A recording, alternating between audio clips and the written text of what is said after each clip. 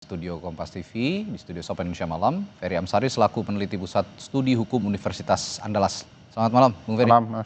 Dan melalui sambungan virtual ada juga Wakil Ketua Umum Partai Golkar, Ahmad Doli Kurnia. Selamat malam, Bung Doli. Selamat malam. Baik. Assalamualaikum warahmatullahi wabarakatuh. Salam warahmatullahi wabarakatuh. Saya tanya dulu ke Bung Doli deh, respons Partai Golkar melihat akhirnya Setia Novanto dibebaskan bersyarat nih. Ini kan gimana pun juga dulu lekat dengan Partai Golkar lah ya Pak Nov ini, ya sapaan akrabnya Pak Nov ini sudah ada kabar juga yang diterima Bang Doli, dan bagaimana respon sejauh ini? Ya sampai sejauh ini kan Pak Setia Novanto itu ya masih adalah kader Partai Golkar. Golkar ya. Karena kita belum pernah menerima surat atau pernyataan beliau keluar dari Partai Golkar. Kita juga atau saya juga tidak pernah mengetahui bahwa kita pernah memberhentikan Pak Setia Novanto jadi kader Golkar. Jadi dia adalah masih kader Partai Golkar. Nah soal urusan putusan yang dia terima hari ini bebas bersyarat itu, ya itu kan keputusan pemerintah ya, perusahaan negara yang memang tentu pasti ada ketentuannya, ada aturannya gitu loh. Nah ya buat kita kalau ada kader yang kemudian sudah menjalani hukuman ya dengan catatan yang baik gitu ya, artinya dicatat disebutkan sebagai alasannya kan karena berkelakuan baik, sudah menjalani 2/3 hukuman, terus mengikuti pembinaan hukum dan seterusnya gitu. Ya artinya Pak Setia Novanto mengikuti jalannya hukuman itu secara sungguh-sungguh, secara ikhlas gitu ya, dan kemudian berdasarkan itu kemudian mendapatkan vonis bebas walaupun bebas bersyarat, ya bagus-bagus saja lah ya kan. Kita kan namanya orang juga dihukum kemudian dikasih bebas ya tentu kita bersyukurlah kalau misalnya kemudian ada orang yang sudah menjalani proses hukumnya dan kemudian dinyatakan berkelakuan baik, karena berkelakuan baik kemudian mendapatkan potongan seperti itu. Oke, sejauh ini tapi pernah berikan pendampingan Bung Doli untuk Pak Nov ini selama menjalani proses hukum? Oh tidak, tentu kan biasanya dulu seperti yang sering dilakukan mekanisme dalam partai kita, ketika ada kader atau pimpinan yang terindikasi bermasalah hukum, ya badan hukum kita ada Bakunham namanya, itu menawarkan diri kepada kader-kader kita itu untuk kita beri bantuan hukum. Nah itu pun terserah yang bersangkutan ya, apakah dia menerima bantuan kita atau tidak. Tapi biasanya kan mereka juga punya kuasa hukum atau tim hukum sendiri ya. Nah ketika misalnya sudah divonis, itu juga hubungannya langsung kepada tim hukumnya sendiri. Kita udah tidak ada, jarang sudah berkomunikasi secara formal ya paling informal saja. Apalagi masalah hukum saya kira itu sudah menyangkut dengan soal urusan pribadi masing-masing lah kira-kira. Jadi dari dulu pada saat divonis dan terakhir sampai sekarang secara institusional Golkar tidak punya hubungan atau ada hubungan bantuan hukum dan seterusnya, karena itu urusan Pak Setia Novanto secara pribadi. Ya, oke. Itu yang bisa diutarakan oleh Bung Doli sebagai Wakil Ketua Umum Partai Golkar. Saya ke Bung Ferry kalau gitu. Setia Novanto ini kan sudah pernah diberikan remisi, lalu di KPK-nya juga dikabulkan. Nah, kalau Anda ngelihat sunat menyunat, kalau kita bilang ekstrim itu sunat menyunat hukuman lah ya. Karena di kita tuh banyak sekali kasus-kasus hukum, terutama yang menyangkut soal korupsi begitu. Diberikan sunat hukuman begitu. Disunat hukumannya yang lumayan signifikan. Ini sudah sesuai prosedur belum? Terutama dengan misalnya undang-undang pemasyarakatan dan proses undang-undang hukum lainnya. Ya kalau sesuai prosedur saya yakin sesuai prosedur. Tapi ini bicara keberpihakan. Oke. Jadi kalau prosedur kan bisa dibuat ya, agar kemudian sesuai dan itu layak untuk diberikan kepada siapapun termasuk dalam kasus korupsi. Tapi tidak lumrah di sebuah negara yang bercita-cita akan mengejar koruptor hingga ke Antartika, lalu kemudian diberikan kemudahan-kemudahan yang signifikan mengurangi masa pidana mereka. bagi saya keberpihakannya yang tidak terlihat. Apalagi sepengetahuan saya konsep pemberantasan kasus-kasus extraordinary ya, white collar crime ini biasanya jauh lebih keras, tegas begitu ya. Berat gitu ya. Nah, pemberian seperti ini dicicil potongan remisinya berkali-kali, PK juga dimenangkan, memang tidak menunjukkan keberpihakan kita dalam upaya pemberantasan korupsi. Orang yang punya kuasa begitu mudah mendapatkan remisi dan kemudian mereka bisa bebas sedemikian rupa dalam hal-hal yang menurut kita tidak dialami oleh pelaku tindak pidana lain, terutama kasus-kasus yang apanya juga dianggap sebagai extraordinary. Misalnya tindak pidana terorisme gitu ya, itu tidak akan pernah dapat yang begini-beginian gitu ya. Oke, kalau ngomong kepercayaan publik, ini kan publik juga sudah bertanya-tanya kalau memang ada, ya ini kan sudah terdakwa ya, sudah menjalani hukuman, boleh dikatakan Terpidana. terpidana. Boleh dikatakan terpidana kasus korupsi yang dikatakan malah kasus korupsi yang extraordinary begitu, yang melibatkan korupsi banyak uang. Ini nilainya 2,3 triliun, nggak main-main. Ya, ya. Nah, ini memantik juga kritik publik, terutama soal prinsip keadilan. Nah, bagaimana sebenarnya bisa menjawab kritik publik kalau memang sekarang lembaga-lembaga hukum kita atau termasuk juga kasus-kasus seperti ini diberikan hukuman-hukuman yang tidak sesuai dengan nurani publik gitu, yang tidak mencerminkan nurani publik. Tapi jangan dijawab dulu ya, soal ini akan saya tanyakan pada Anda nanti setelah jeda di Sapa Indonesia Malam. Tetaplah bersama kami.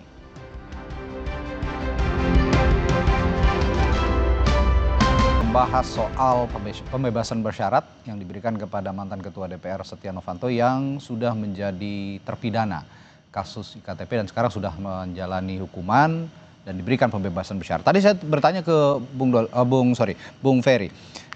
Ya, ini terus menjadi tanda tanya publik dan mengusik nurani publik ketika sistem peradilan kita menjadi dinilai tebang pilih lah gitu ya, terutama dalam menangani kasus-kasus korupsi yang melibatkan politisi begitu. Nah, kira-kira dampak publiknya bagaimana terhadap sistem peradilan kita?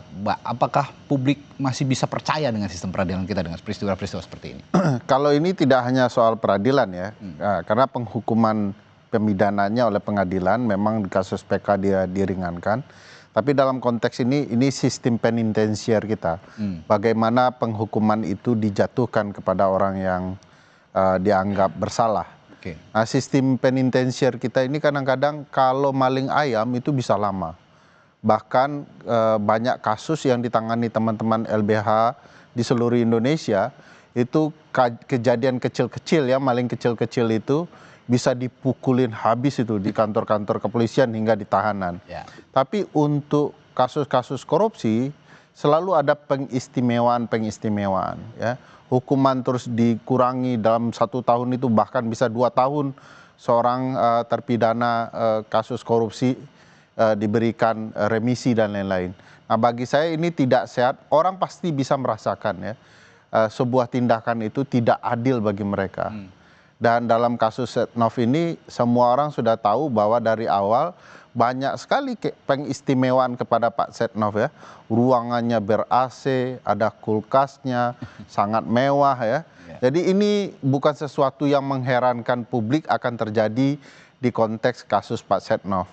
Tetapi orang akan semakin meneguhkan bahwa sistem hukum kita itu tidak sedang bekerja dengan benar ya. Hanya kepada orang-orang kecil lah hukum itu betul-betul tajam, sementara hukum akan sangat menghormati orang-orang yang punya kekuasaan, punya kekuatan politik untuk kemudian diberikan keringanan-keringanan. Hukum memberikan keleluasaan kepada pejabat ataupun orang-orang besar, terutama yang berada di kancah politik Indonesia, di balik partai politik. Bagaimana Anda menjawab hal ini, Bung Doli? Ya, saya kira ini bisa dilihat dari 2 hal yang bisa relevan juga ya. Tentu pertama kami sebagai posisi di Partai Golkar yang kemudian tadi saya nyatakan bahwa Pak Setia Novanto adalah bagian dari Partai Golkar. Ya, terhadap putusan ini ya kita melihatnya bahwa ini memang ada dan sesuai dengan apa yang sudah diatur dalam peraturan perundangan kita, semua prosedur, mekanisme dan segala macam. Nah, soal adil dan tidak adil, saya kira itu memang apa namanya ya, ada ruang diskusinya sendiri. Ya, kalau kami sih tentu berharap ya bahwa putusan-putusan seperti ini memang harus sama dan adil dengan semua orang yang juga pernah mendapatkan hukuman ya. Mulai dari bukan hanya soal yang mengkorupsi, tapi juga hal-hal yang tadi yang kecil-kecil itu. Tentu kita juga harus detail melihat adanya putusan-putusan seperti ini juga harus berlaku di semua level, kira-kira begitu ya. Nah, tapi kalau kembali dalam konteks ini, ya kita kan cuma hanya menerima ya putusan itu, Partai Golkar dalam posisi tidak Ya. kemudian ikut campur mengurusi supaya dipercepat atau diterima atau diremisi dan segala macam gitu ya. Kami juga tahunya ketika memang sudah ada putusan, ya mau tidak mau ya harus kita terima kan, kira-kira begitu. Oke. Oke, baik, itu pandangan dari Bung Doli. Nanti kalau soal adil dan tidak adil katanya kata Bung Doli ada diskusi lain gitu begitu Bung Ferry. Tapi saya mendapatkan informasi juga Bung Doli ada agenda lain dan harus meninggalkan diskusi ini. Terima kasih Bung Doli sudah bergabung bersama kami di Sapa Indonesia Malam. Kita jumpa lain waktu. Sama-sama. Terima kasih. Sama-sama. Makasih. Yo, mohon maaf. Ya, dan sekarang juga sudah bergabung melalui sambungan virtual juga ada Rika Aprianti sebagai Kepala Bagian Humas Direktorat Jenderal PAS Kementerian IMI-PAS. Selamat malam Bu Rika. Selamat malam, Mas. Iya, Bu Rika, di studio juga sudah ada Bung Ferry Amsari ini bersama saya. Saya mau tanya dulu nih, pertimbangan terbesar Setia Novanto mendapatkan bebas bersyarat itu apa sebenarnya Bu Rika? Sebenarnya terkait dengan pertimbangan, itu sama pertimbangannya dengan semua warga binaan Oke. yang mendapatkan remisi, pembebasan bersyarat, atau program integrasi lainnya. Sesuai dengan pasal 10 Undang-Undang Nomor 22 Tahun 2022 bahwa semua warga binaan yang memenuhi persyaratannya itu antara lain berkelakuan baik, aktif mengikuti pembinaan, dan juga telah menunjukkan penurunan risiko. Artinya tidak ada pelanggaran dan lain-lain. Dan juga kalau untuk kasusnya Pak Setnov ini adalah sudah melewati 2/3 dari masa pidananya. Oke. Jadi kalau dibilang pertimbangan terbesar, pertimbangannya sama untuk warga binaan Sama yang ya? lain yang diberikan kesempatan juga hak bersyaratnya. Oke. Demikian, Mas. Baik, seperti yang disinggung Bung Ferry tadi, kalau ngomongin aturan undang-undang sebenarnya tidak ada yang ditabrak Ya, begitu ya. tidak pasti tidak akan ada yang ditabrak. Karena ya sudah sesuai dengan peraturan dengan undang-undang yang berlaku. Saya dengar tadi Bu Rika juga bilang tadi kan berkelakuan baik begitu ya, mengikuti pembinaan dengan baik selama berada di lapas. Tapi selain itu katanya Pak Setia Novanto ini menjadi inisiator klinik hukum selama di lapas. Begitu ya Bu ya? Apa bisa dijelaskan klinik hukum bagaimana sih Bu ceritanya? Ya, jadi begini, kan saya rasa masyarakat juga sudah mulai paham ya, teredukasi dengan kegiatan bahwa warga binaan di balik jeruji itu tidak hanya diam, tapi diberikan pembinaan, kepribadian, kemandirian. Bahkan tidak sampai di situ, mereka pun diberikan kesempatan. Kita menyebutnya itu warga binaan, support warga binaan, atau semacam peer educator. Artinya bisa jadi mereka menjadi objek pembinaan, tapi mereka jadi pelaku pembinaan. Kita mengetahui bahwa semua warga binaan itu berasal dari latar belakang yang berbeda-beda, dan mereka juga mempunyai kemampuan juga yang berbeda-beda yang bisa kita berdayakan untuk mendukung kemampuan warga binaan yang lain. Nah, terkait dengan inisiator klinik hukum ini, semua kita termasuk warga binaan kasih pada orang-orang tertentu atau warga binaan tertentu pasti memiliki kebutuhan terkait dengan kegiatan hukumnya. Jadi klinik hukum itu seperti semacam kegiatan pembinaan yang berfokus pada pengetahuan hukum untuk warga binaan. Dan ini kita beri ruang. Jadi bukan hanya Pak Setnov, siapapun yang punya kemampuan di bidangnya masing-masing itu akan kita berikan kesempatan, karena memang kita dalam kegiatan pembinaan juga mengembangkan kolaborasi, baik itu eksternal maupun dari warga binaan itu sendiri. Pak Setnov juga beberapa hal juga yang penting kami sampaikan ada kita ini sesuai dengan akselerasi dari Bapak Menteri, adanya kita mengembangkan ketahanan pangan. Ketahanan pangan itu memberdayakan warga binaan dan juga dengan memberdayakan lahan yang ada di sana. Jadi kalau dibilang ketahanan pangan apa sih? Ngapain sih Kemenimipas ataupun masyarakatan ngurusin ketahanan pangan? Nilai terbesarnya adalah bagaimana ketahanan pangan ini bisa memberikan kesempatan kepada warga binaan untuk berkontribusi di dalamnya. Demikian. Itu yang menjadi salah satu pertimbangan. Tapi ada juga pertimbangan lain yang saya dengar, Bu. Dirjen Pas juga mengatakan bahwa pemberian pembebasan bersyarat, remisi dan lain-lain itu katanya bisa menghemat anggaran juga untuk anggaran pemasyarakatan sampai 639 miliar lebih. Nah, ini apakah benar demikian dan apakah tidak ada jalan lain untuk menghemat anggaran selain memberikan pembebasan bersyarat seperti ini, Bu Rika? Betul sekali bahwa di tahun ini untuk 17 Agustus ini aja ya, remisi umum ini kita hemat lebih dari 600 miliar. Nah, tapi sebenarnya bukan itu tujuan utamanya, itu adalah salah satu dampaknya. Tapi kalau berbicara dengan ini betul Mas, anggaran untuk memberdayakan warga binaan di dalam lapas ataupun membina mereka di lapas sangat besar sekali. Sekarang kan kita seharusnya sudah mulai berpikir, sekarang ini bayangkan 600 miliar itu dibandingkan harus dihabiskan untuk membina pelanggar hukum, saya rasa itu akan lebih bermanfaat untuk masyarakat di luar, untuk pelayanan yang lain.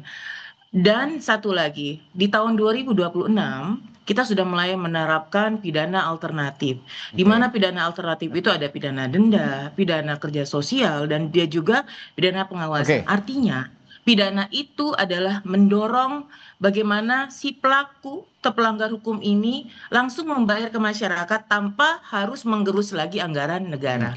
Tapi sekali lagi filosofinya dari bukan itu. Integrasi ini bukan itu utamanya. Adalah memberikan kesempatan warga binaan untuk berintegrasi ke masyarakat. Perlu kami sampaikan, PB ini bukan berarti bebas. Pak Setnov dan warga binaan lain yang diberikan integrasi masih di bawah pembimbingan Balai Pemasyarakatan. Masih wajib mengikuti bimbingan kalau Pak Setnov ini sampai dengan 2029. Dan dalam rentang waktu itu apabila yang bersangkutan tidak melakukan pelanggaran khusus dan pelanggaran umum, khusus itu apa? Wajib mengikuti bimbingan oleh PK-nya masing-masing. Ya, jadi kalau sampai melanggar di situ maka maka PB-nya akan dicabut. Pun apabila melakukan pelanggaran-pelanggaran lain yang menyinggung terkait dengan publik maupun juga pidana. Demikian. Bu Ferry, any thoughts? Saya pikir itu cara berpikir untuk penanganan kasus-kasus biasa. Ini kasus khusus nih, tindak pidana khusus. Kalau diperlakukan sama dengan pelaku tindak pidana umum, itu bagi saya tidak adil. Harus ada penjeraan khusus pula bagi pelaku tindak pidana khusus. Kita mulai dengan logika tadi. Menurut saya logika bahwa ini penghematan itu lucu. Ini orang merampok uang negara, lalu dikeluarkan lebih cepat. Ini tidak berlaku di dalam konsep penghematan di dalam sistem penitensir. Tapi kalau terkait tindak pidana ringan, pencandu narkoba, saya setuju itu dipercepat saja karena menumpuk di sel. Nah ini orang dipidana dalam sel istimewa, sel khusus, enak tidurnya, bagaimana dia tidak berkelakuan baik, hidupnya tenang di dalam penjara begitu ya. Yang ribut-ribut itu kan karena dia sel menumpuk dan lain-lain. Ini yang dikurangi. Dari pendekatan logika saja sudah tidak tepat untuk memberikan remisi kepada koruptor. Bagi saya tidak sesuai dengan prinsip penitensir yang benar untuk menjerakan orang, untuk mendidik orang. Konsep keadilan itu kan tidak memperlakukan sama terhadap sesuatu yang berbeda. Ini tindak pidananya saja sudah berbeda, kok diperlakukan sama? Jadi harus ada penghukuman yang bisa membuat jera koruptor agar kita lebih serius menghemat uang negara. Bicara warga binaan tadi Bu Rika, kalau kata Bung Ferry, ya nggak bisa disamakan juga warga binaan dengan kasus hukum biasa, dengan extraordinary crime atau extraordinary law begitu, pelanggaran hukum yang luar biasa seperti yang dilakukan Setia Novanto. Bagaimana Anda menjawab ini, Bu Rika? Ini, kami juga sama-sama melakukan aturan yang ada. Apabila tidak diberikan haknya, kami pun akan sama dianggap pelanggar hukum. Artinya aturan ini dikeluarkan bukan ansih langsung dari kita, kami ini juga pelaksana, termasuk juga PK-nya. Kami juga melaksanakan putusan dari MA. Jadi kami di pemasyarakatan, di lapas, di Dijenpas itu melaksanakan aturan yang ada. Jadi kalau dipertanyakan tadi terkait dengan kok tidak harus, saya rasa ruang publik itu sangat penting sekali nih. Nanti Masnya bisa sampaikan ke pihak-pihak yang berwenang. Kami sebagai pelaksana dan kami berusaha untuk memberikan hak sesuai dengan aturan yang ada. Tapi kalau soal tadi sebenarnya Bu Ferry, saya juga tertarik tadi logika bahwa ada kita misalnya ingin menghemat anggaran, tapi ternyata di sel-sel khusus juga untuk orang-orang tertentu selnya nyaman, lebih mewah dari sel-sel orang yang lain begitu. Bagaimana Anda menjawab ini, Bu Rika? Ini saya sampaikan lagi bahwa hemat anggaran itulah adalah dampak lanjutan. Kalau tujuan utamanya adalah mengintegrasikan masyarakat yang tujuan filosofinya adalah melindungi masyarakat dari pengulangan tindak pidana. Kami berharap dengan reward yang diberikan kepada semua warga binaan yang mengikuti pembinaan, itu mereka tidak mengulangi lagi tindak pidananya. Pun sama dengan Pak Setnov, kami berharap dengan waktu integrasinya ini, Pak Setnov dapat memberikan kontribusi yang aktif untuk kepentingan masyarakat. Tentunya harapan kami seperti itu. Terkait dengannya adanya layanan yang tadinya khusus dan lain-lain, silakan disampaikan. Kami kan terbuka kalau memang itu ada, kami akan segera tindak lanjuti. Seperti itu.